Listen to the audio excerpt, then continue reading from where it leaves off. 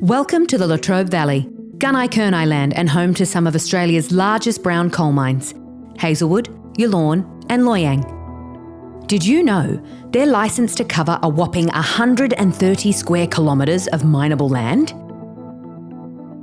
As we decrease our use of coal and transition to renewable energy, you may wonder, what will happen to those great big brown coal mines? Well, in 2020, the Mine Land Rehabilitation Authority was formed to help transform these mines. And in this 4-part video, we'll get to the bottom of the most important questions, like, whose job is it to rehabilitate these mines anyway? Where do you even start to rehabilitate a mine? How can we rehabilitate these mines? If we use water to rehabilitate the mines, where would it come from? So, let's look at the first question. Part 1. Whose job is it to rehabilitate these mines anyway? It's a great question. People are often confused about whether it's government, the council, or the companies themselves who have the ultimate say, and it is complicated. So let's break it down. In the Latrobe Valley, 3 companies own the mines. Energy Australia owns Yallourn, Engie owns Hazelwood, AGL owns Loy Yang. Originally, these were all owned and operated by the State Electricity Commission, the SEC, a Victorian government organisation. In the 1990s, when each mine was sold to private companies, the responsibility to tidy up the land once the mining was finished, a process referred to as Mine Land Rehabilitation, was also part of that deal. Each company owns the power station, the mine itself, and its surrounding land. So, what they do on their land is really up to them, provided they operate within the rules and laws set by their mining licence.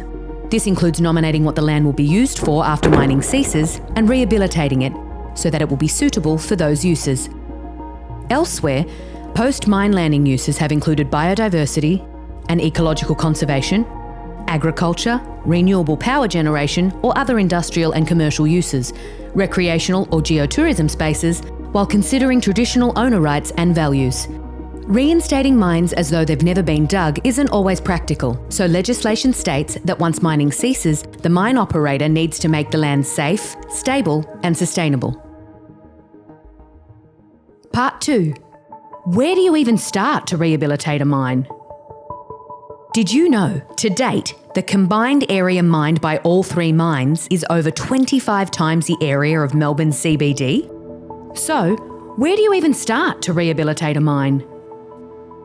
The best way to start is to consider the end result. The operators need to deliver a rehabilitated mine that is safe, stable and sustainable. And the community has told us that they want something attractive for the region that is usable and enjoyable. So, what's not safe or stable about the mines right now? All mines present risks.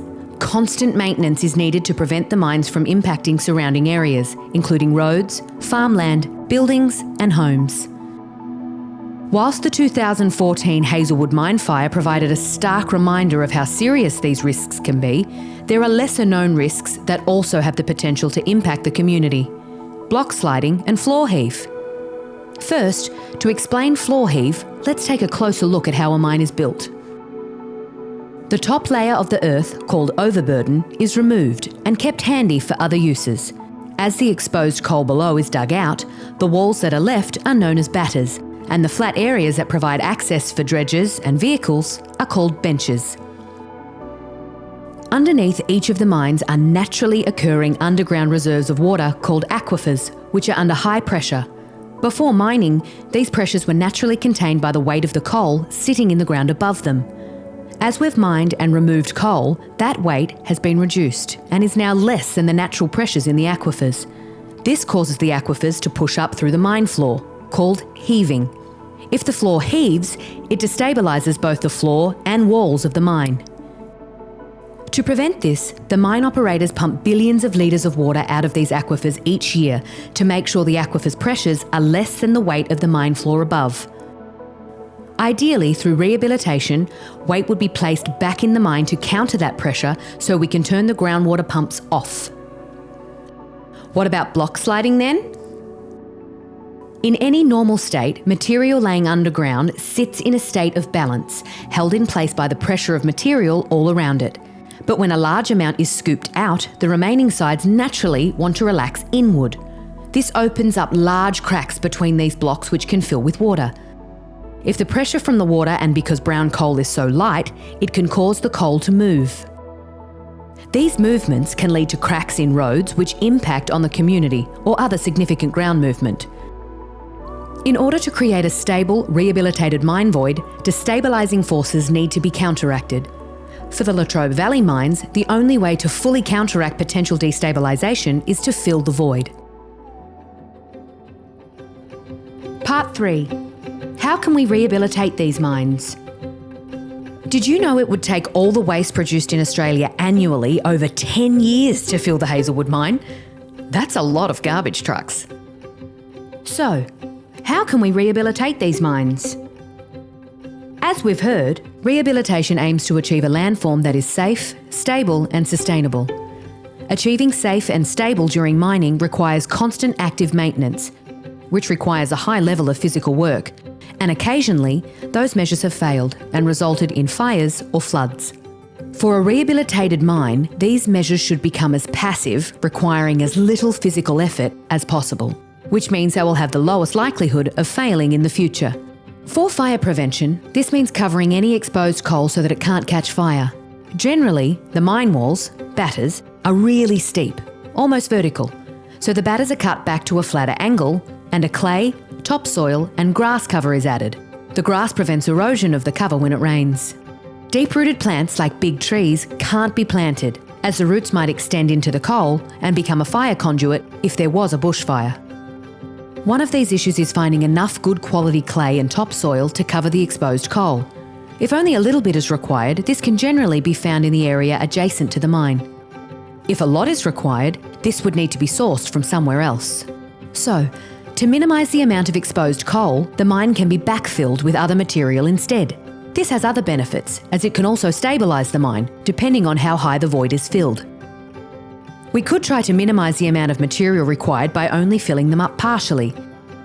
This may mean we achieve weight balance to prevent floor heave, whereby the weight of material in the mine counteracts the pressures in the aquifers below the mine. However, this doesn't fully counteract potential horizontal pressures on the mine walls and movements that could result in cracking of roads or major block slides.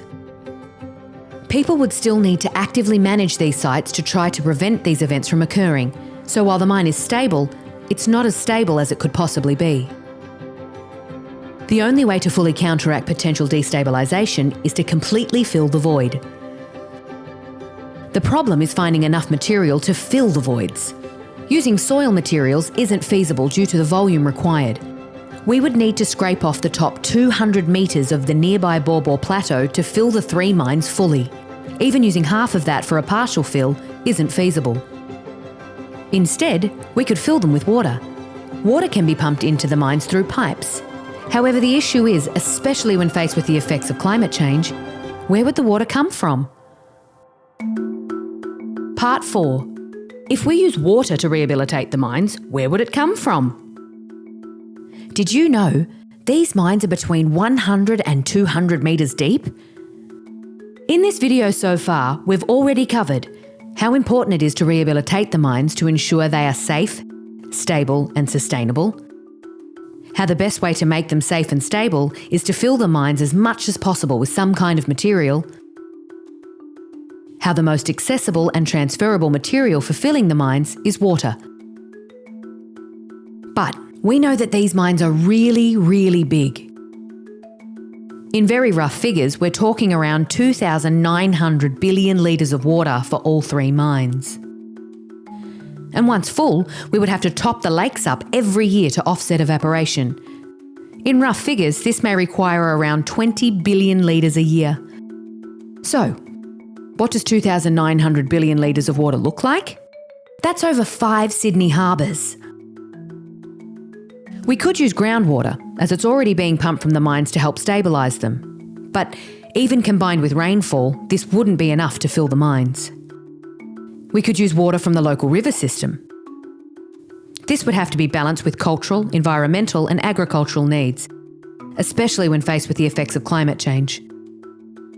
We could use recycled water or desalinated water, but cost and other factors need to be considered here too. So while the pit lake option solves a lot of tricky problems, sourcing the water to fill and maintain them creates its own tricky problems too. There are many different perspectives on what the priorities should be when rehabilitating these mines, including weighing up short-term and long-term impacts. How these impacts are prioritised is a topic for another conversation. This video is presented to you by the Mine Land Rehabilitation Authority. We believe an informed community is an empowered community, and that's why we've brought you this video series. If you'd like us to come and speak with your community group, or if you'd like to chat with us, visit mineland.vic.gov.au to join the conversation. The Mine Land Rehabilitation Authority acknowledges Aboriginal and Torres Strait Islander people as the traditional owners of the land and acknowledges and pays respect to elders, past, present and emerging. The Mine Land Rehabilitation Authority is an independent body who work with community, industry and government to oversee the rehabilitation of declared mined land to ensure safe, stable and sustainable post-mining landform transition in Victoria.